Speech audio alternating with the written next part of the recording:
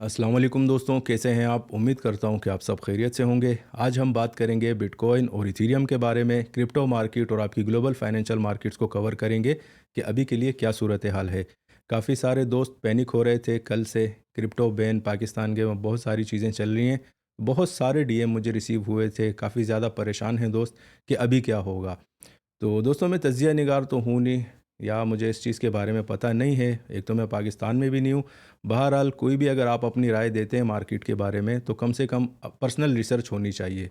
तो तकरीबन 24 घंटे अभी के लिए गुजर चुके हैं। जो रिसर्च मुझसे हो सकती थी वो मैं कर चुका हूँ, और आपके काफ़ी सारे सवालों के जवाब भी इंशाल्लाह इस वीडियो में आपको दे दूँगा। इसके बाद रूटीन में हम लोग बढ़ेंगे, अपना इकोनॉमिक कैलेंडर, मार्केट में ऑर्डर बुक देखेंगे, उसके बाद चार्टिंग की तरफ, सारी जो भी अभी के लिए हमें मार्केट में अगर कोई अपॉर्चुनिटीज़ हो तो उसको भी ग्रैब करेंगे, ठीक है। पर सबसे पहले हम लोग इस चीज़ को डिस्कस करते हैं कि ये क्रिप्टो बैन जो लग रहा है एक्सचेंजेस पर, इसमें क्या कर सकते हैं हम लोग। तो सबसे पहली बात यह है दोस्तों कि आप ऐसा समझें कि एफएटीएफ की तरफ से कुछ कंप्लेंट्स जो हैं वो रिपोर्ट हुई हैं रिसेंटली। काफ़ी मुश्किल से, आपको याद हो तो हम लोग ग्रे लिस्ट से निकलें और तकरीबन ब्लैक लिस्ट में जाने वाले थे। पिछले 3-4 साल जिस हिसाब से गुजरे हैं मार्केट में, आपके पाकिस्तान की अगर हम बात करते हैं, तो उसमें ब्लॉकचेन को काफ़ी ज़्यादा, इट मीन्स के आप ऐसा समझे कि मोटिवेट किया था, लोगों में अवेयरनेस फैलाई थी। पर उसमें पब्लिक अगर आपकी करती है, देखें आप इस पूरे निज़ाम को समझना बड़ा ज़रूरी होता है कि ग्लोबली भी आपकी क्रिप्टो मार्केट ट्रेड हो रही है, ब्लॉकचेन टेक्नोलॉजी पर ट्रांसफ़र भी होते हैं, ठीक है। लेकिन जब आप गवर्नमेंट लेवल पर इस चीज़ को, जो कि एक डिसेंट्रलाइज्ड निज़ाम है, उसको आप जो है बिल्कुल खुल कर बताते हैं कि अभी के लिए ब्लॉकचेन टेक्नोलॉजी पर भी ट्रांसफ़र होती हैं और पाकिस्तान को, और इस तरह इंटरनेशनल प्लेटफॉर्म पर ये हमारे यहाँ हुआ था, जो कि बिल्कुल एक न्यूज़ की या एक बात की ग्रेविटी को समझ समझ बिल्कुल नहीं समझा गया उस चीज़ को, और बात हो गई थी, ठीक है। ये सारी चीज़ें काउंट होती हैं, और आप ऐसा समझें कि फिर उस पर नज़र भी रखी जाती है। अभी के लिए आप, अगर मैं आपको सिंपल अल्फाज में बताऊं, चाइना जो है उसकी तरफ पाकिस्तान का टिल्ट बढ़ रहा है। अमेरिका की तरफ से आप ऐसा समझें कि हल्का हल्का शिफ्ट आने वाला है, ठीक है। तो अगर जिनको लगता है कि क्रिप्टो करेंसीज जो हैं ये मार्केट में से आउट हो जाएंगी या एक्सचेंजेस पर बिल्कुल बैन टाइप का लग जाएगा, तो इट मीन्स कि टेम्पररी हो सकता है कोई भी चीज़, क्योंकि अभी के लिए जो रिपोर्ट हो रही हैं चीज़ें, वो उसमें लॉन्ड्रिंग भी आपकी आ जाती है कि उसकी तादाद बड़े लेवल पर बहुत ज़्यादा रिपोर्ट हुई है, ठीक है। पब्लिक का इतना नहीं है, पर जो बड़े लेवल पर होती हैं, जब आप बुक्स चेक करते हैं गवर्नमेंट लेवल पर, तो उसमें अभी के लिए हम लोग फिक्सेशन की तरफ जा रहे हैं, ठीक है। हमारा टिल्ट बढ़ रहा है, सी पैक दोबारा से एक्टिव हो रहा है, काफ़ी सारी अच्छी चीज़ें हो रही हैं अभी के लिए। तो इन सब चीज़ों को आप ऐसा समझे कि देखना पड़ता है फिर मार्केट में। तो जब आपकी बुक्स चेक होती हैं तो उनमें फिर आपके यहाँ कोई भी ख़राबी हो तो सब पर चेक एंड बैलेंस भी ज़रूर आता है। तो अभी के लिए आप ऐसा समझें कि टेम्परेरीली इस टाइप की कोई अगर चीज़ होती है, परमानेंट बैन आप ऐसा समझे कि नहीं लग सकता। उसके बाद सोल्यूशन की तरफ भी हम जाएंगे, लेकिन अभी के लिए पेपर पर कोई चीज़ इंक डाउन नहीं हुई है, सिर्फ बातें ही हुई हैं, ठीक है। तो हमारे यहाँ होता क्या है कि फिर न्यूज़ में बहुत ज़्यादा उसको बढ़ा चढ़ा कर बताते हैं। अगर हम इसकी बिल्कुल एंड रिज़ल्ट की तरफ जाते हैं, तो अभी के लिए कोई भी चीज़ इंक डाउन नहीं हुई है, ना आपके सेंट्रल बैंक की तरफ से और ना ही इट मीन्स के जो भी अथॉरिटीज़ हैं उनकी तरफ से। अभी ये ऑफ कोर्स सेनेट जाएगा, और वहाँ के बाद अगर वो लोग बैन लगाते हैं तो फिर आप ऐसा समझें कि हमें सीरियस होना चाहिए। वैसे भी अगर कोई न्यूज़ आ जाए तो फ़ौरन आप पैनिक ना किया करें। कम से कम 24 या 48 घंटे किसी भी न्यूज़ को बंदा देता है कि उसकी ग्रेविटी चेक कर ले, ठीक है। अभी के लिए हम पाकिस्तान वाले हो गए या इंडिया वाले हो गए, एक चीज़ तो हमारे में एक और भी बड़ी ज़बरदस्त है कि जुगाड़ भी बड़े होते हैं हमारे पास। लेट सपोज़ अगर बंद हो भी जाता है, तो सोल्यूशन की तरफ मैं आपको बता देता हूँ कि मेटा मास्क आपने नाम सुना होगा, और अगर आप मेरे चैनल को फॉलो करते हैं तो काफ़ी बार मैंने आपसे कहा है कि हार्डवेयर वॉलेट एक ऐसी चीज़ है जिसमें अगर आपके फंड्स पड़े हों, एसेट्स पड़ी हों, तो उसकी रसाई काफ़ी मुश्किल हो जाती है, और वो आपके एक्सचेंजेस से भी बिल्कुल आप, इट मीन्स के पर्सनल एसेट है आपका, आपके पास ही रहेगा। एक तो वो तरफ आप जा सकते हैं, और दूसरा वेब पर बहुत सारे वॉलेट होते हैं जिसमें मेटा मास्क आ जाता है, काफ़ी सारे हैं, इथीरियम के नेटवर्क पर हैं, उनको आप कनेक्ट कर सकते हैं। मेरा मतलब ये कहने का कि पेनकेक स्वैप है, यूनिस्वैप है, यहाँ पर अगर आप अपने वॉलेट कनेक्ट कर लेते हैं तो वहाँ से भी आपकी ट्रांजैक्शन काफ़ी आसानी से हो जाती है। तो इस टाइप के सॉल्यूशन मार्केट में बहुत ज़्यादा हैं, ठीक है। इसके अलावा अभी के लिए अगर हम ग्राउंड रियलिटीज़ देखते हैं पाकिस्तान में एक्चुअली हो क्या रहा है, तो आप ख़ुद भी अगर चेक करेंगे तो जगह जगह आप देख सकें कि बाइनेंस के कॉन्फ्रेंसेस हो रहे हैं तकरीबन पाकिस्तान में जितने भी बड़े शहर हैं वहाँ पर ये सब चीज़ें चल रही हैं अभी के लिए। तो ये सारी चीज़ें हैं दोस्तों, अभी के लिए मार्केट में पैनिक की ज़्यादा ज़रूरत नहीं है। अगर इट मीन्स के आपकी बैंक की तरफ, एक्सचेंजेस की तरफ ये सारी चीज़ें जाती भी हैं, तो एक चीज़ हमने दिमाग में रखनी है कि अभी हमारा टिल्ट जो है वो चाइनीज़ की तरफ शिफ्ट हो रहा है, ठीक है। और जब आती है बात चाइना की तरफ, तो उनकी सीबीडीसीज़ जो हैं वो ऑलरेडी लॉन्च हो चुकी हैं। और बात अगर हम पाकिस्तान की करते हैं तो एक्सआरपी और रिपल का नेटवर्क जो है, या आप ऐसा समझे कि फैसल बैंक और तकरीबन सेंट्रल बैंक पर भी इम्प्लीमेंट हो चुका था। अभी भी मेरे ख्याल में फैसल बैंक में ये इम्प्लीमेंटेड है। क्रॉस बॉर्डर पेमेंट जो है उसका सलूशन है अभी के लिए। और तकरीबन 2022 में ये बात आई थी कि पाकिस्तान जो है वो अपना सीबीडीसी भी लॉन्च करेगा तकरीबन 2025 तक। तो इस टाइप की जब आपकी मार्केट में एनवायरनमेंट हो, तो जो भी आपका बैन या इस टाइप की कोई चीज़ होती है वो टेम्पररी होती है, परमानेंट नहीं होती। तो दोस्तों आपसे ये गुजारिश थी, पैनिक नहीं होना। अभी बढ़ते हैं इकोनॉमिक कैलेंडर, देखते हैं मार्केट में क्या न्यूज़ है, उनका क्या इम्पैक्ट आने वाला है। ये सारी चीज़ें मैं आपके साथ डिस्कस करता हूँ। इकोनॉमिक कैलेंडर से पहले दोस्तों मैं आपके साथ जो इंट्रो में आपसे कहा था वो मैं आपको फिर से एक बार क्लियर कर देता हूँ कि आप खुद भी देखें। Leading Pakistani bank partners with Ripple to launch payment solution. Ripple का नेटवर्क मैं आपसे हमेशा ही कहता हूँ कि बड़ा सॉलिड नेटवर्क है, यूके में भी चल रहा है और तकरीबन आप ऐसा समझे कि अभी के लिए दुनिया में 60 मुल्कों में एक्टिव है। उसमें हमारे पास जो ये हुआ था फैसल बैंक के साथ, मेरे ख्याल में हुआ था, ये 2021-22 की बात है। और उसमें यूएई के साथ ट्रांजैक्शन जो क्रॉस बॉर्डर पेमेंट थी। पर इसमें अब देखें, अगर आपके पास इंटरनेट होता है तो उसका अच्छा भी इस्तेमाल होता है और बुरा भी। हमारे यहाँ हुआ क्या है कि इसका इस्तेमाल काफ़ी ज़्यादा बुरा हो चुका है और ये चीज़ें अभी के लिए एफएटीएफ पर रिपोर्ट हुई हैं, ठीक है। और उसी का इम्पेक्ट अभी आपको मार्केट में मिल रहा है। जब आपकी कंट्री की हालत ख़राब होती है तो आपको फिर इस टाइप का माहौल नहीं चाहिए होता कि आपके मुल्क से पैसे निकलें और गवर्नमेंट को आप टैक्स अदा ना करें, ठीक है। पब्लिक की तरफ से भी हो तो वो भी एक अच्छी खासी अमाउंट होती है, लेकिन जब बड़े लोग इसमें इन्वॉल्व हो जाते हैं और इट मीन्स की नेगेटिविटी बहुत ज़्यादा बढ़ जाती है, बिल्कुल जो एक ओरिजिनल प्लेटफॉर्म होता है उससे हटकर अगर आप कोई चीज़ करते हैं तो फिर ऑफ कोर्स उसमें आपके इंटरनेशनल भी नज़र में आ जाते हैं। और अगर कंट्री में कोई ऐसे लोग होते हैं, स्टेट बैंक हो गया, जो इदारे हो गए, अगर वो भी अपने रूल्स स्ट्रिक्ट कर लेते हैं तो फिर इट मीन्स के पकड़ आ जाती है मार्केट में, ठीक है।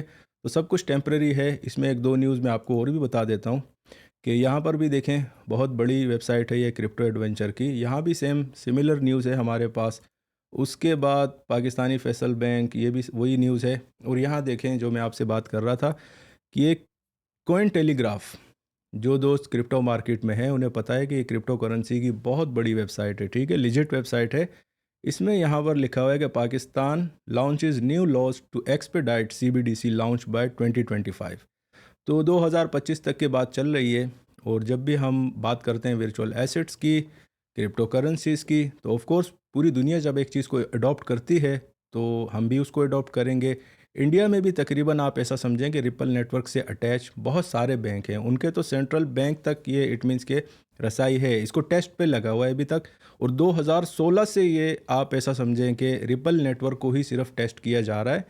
इट मीन्स के अगर हम बात करते हैं स्विफ्ट की, जब भी आप बैंकिंग ट्रांजैक्शन करते हैं तो स्विफ्ट को अगर कोई चीज़ अगर फुली रिप्लेस ना भी करें, उसका 10-20-30% इट मीन्स के शेयरिंग में चले जाएं।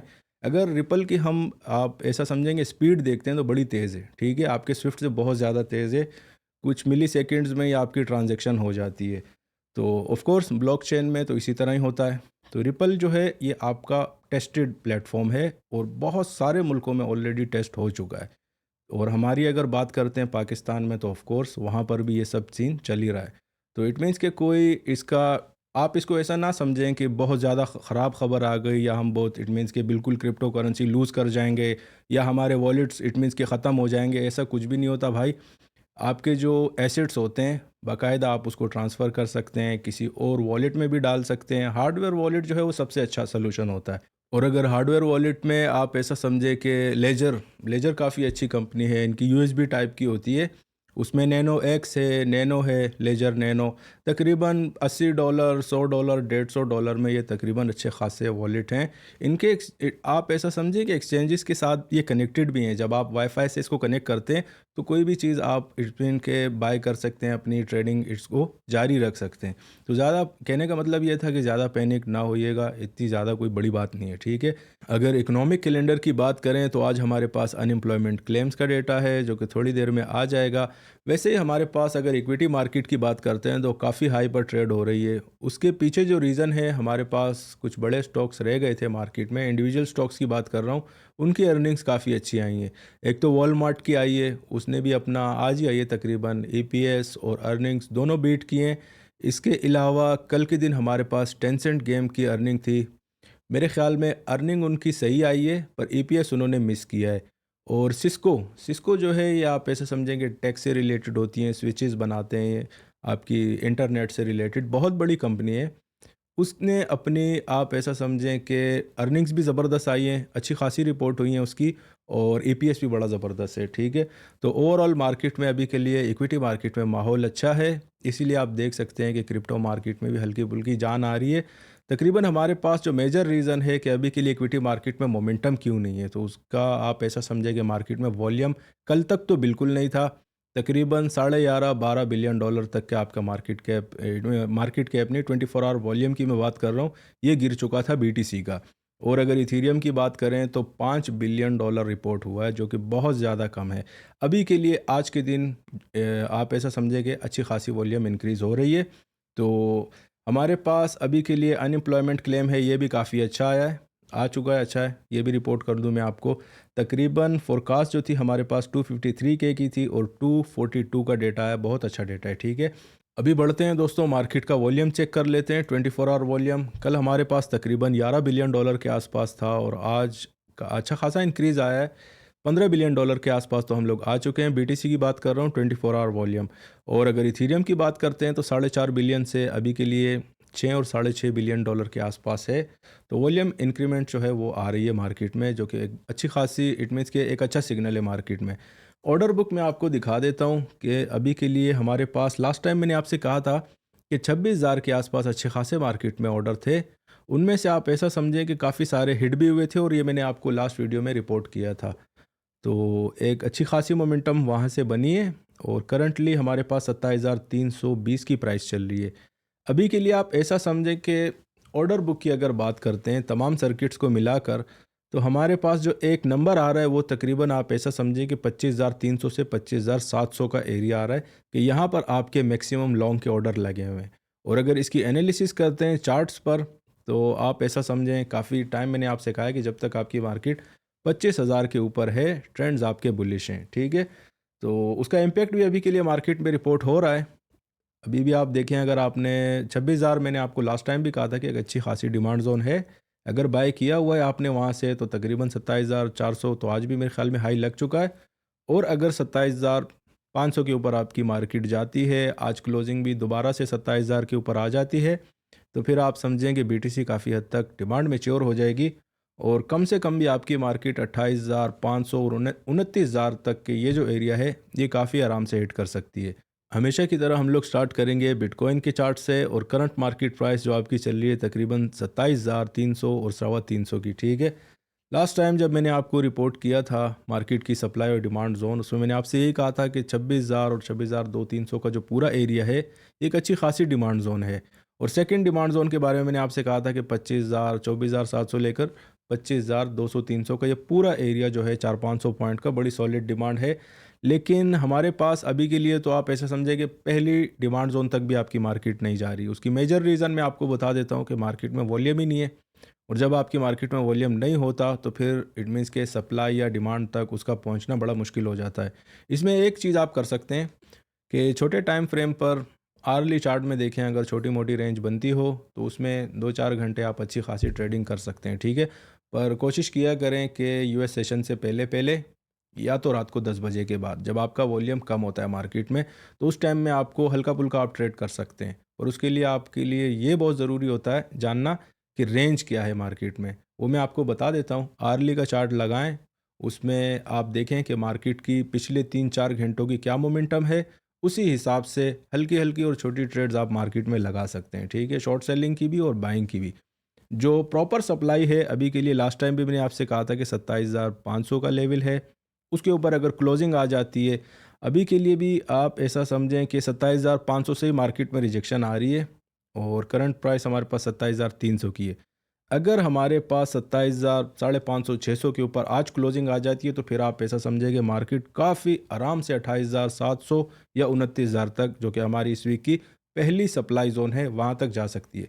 लेकिन अगर 27,500 के नीचे ही क्लोजिंग रहती है तो फिर हम कह सकते हैं कि अगर मार्केट में वॉल्यूम बढ़ा तो मार्केट में ऐसा हो सकता है कि डिमांड जोन की तरफ जाने में चांस बहुत ज़्यादा बढ़ जाएगा, ठीक है।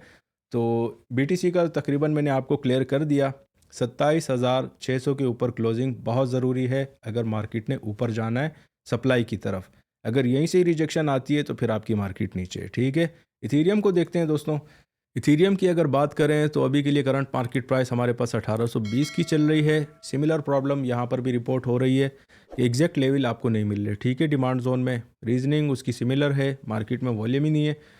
और अभी के लिए तकरीबन लास्ट वीडियो में मैंने आपसे कहा था कि 1740-50 का एरिया हमारे पास पहली डिमांड जोन है और सॉलिड डिमांड जोन हमारे पास 1680 से 1700 का एरिया है। इस वीक में टाइम काफ़ी कम ही रह गया है, आप ऐसा समझिए कि आज और कल का दिन है और मार्केट में वॉल्यूम तो बिल्कुल ही इंक्रीज़ नहीं हो रहा है, ठीक है। तो देखते हैं मार्केट में अभी एग्जैक्टली करना क्या है। बहरहाल कल परसों तरसों जो लो लगे हैं मार्केट में वो तकरीबन आपके 1780 और 75 से 80 के बीच में ही लगे हैं। एग्जैक्ट लेवल आपको 1740-50 का नहीं मिल रहा। तो देखते हैं अभी क्या कर सकते हैं हम लोग।